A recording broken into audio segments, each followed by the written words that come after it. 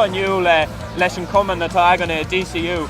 Tá a rockdall underwear mile inniu chun airgid a chumsú de charthanais. So a fáil daoine chun rith timpeall an campus díreach ar bhaile airgid a chumsú.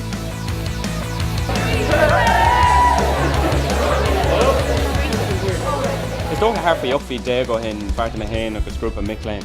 Go déit muid níos mú dhéanana le raising and giving agus ní hé gur airgid a bháin a bhí a gceist le raising and giving. Bhí mar a smaoine, well, you know, céir a thirlóigh damar le go raibh an ann muintir na tíre spreige agus daoine óga Mick-Léinn na tíre spreige le páirt níos gníomhí a ghlachas sa sucaí. Agus is tócha gur sin an phréamh an bhuinans le raising and giving.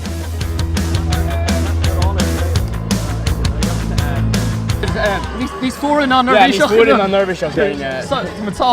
Tá mar a fáil baite rilí, níl mar nervhíseach tá umlán réich an gola ré. Cén fáil si bhí anú? Son charnis na níide tam daine agus son DC rag in sa golóir di go charnis agus sem sé an job mar parts the DC drama to made like charnis speak for battens agus sin careful machine Paddy.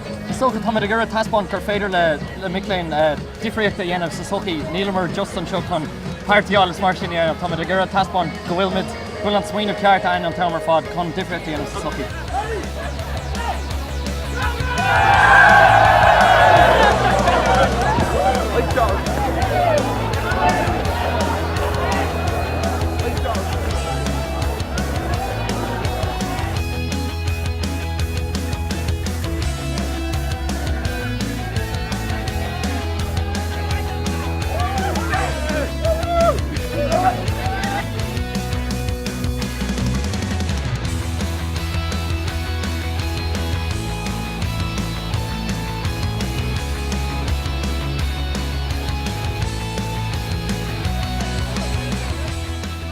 Even le Mick-Léinn spree agus ceapan go sin fear háta.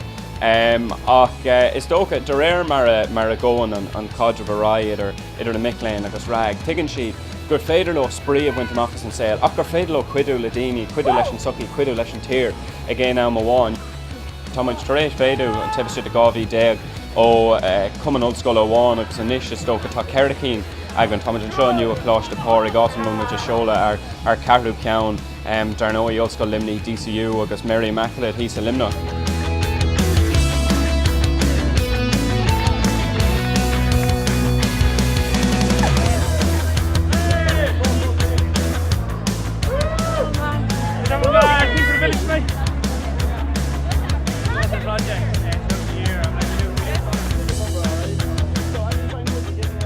Image mar winter bunscola agus even lom bheith cabhar le daoine óga agus comá le daoine fásta freisin, so ceapan bhfuil an rag rud mach chun cabhar le daoine.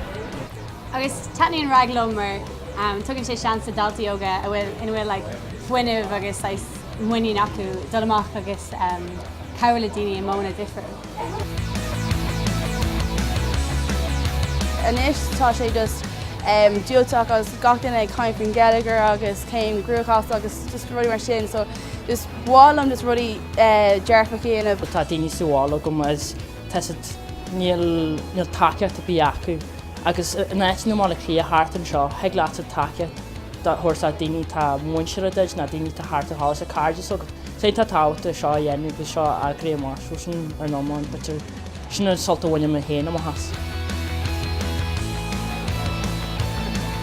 Cúpla bliana tá gachrad agan ó múna do ar andú le conas smartphone app sa dhearra go a múna lireacht de páistí ó ceantracha faoi bhí an táiste trí Quidditch ó na leabhar Harry Potter.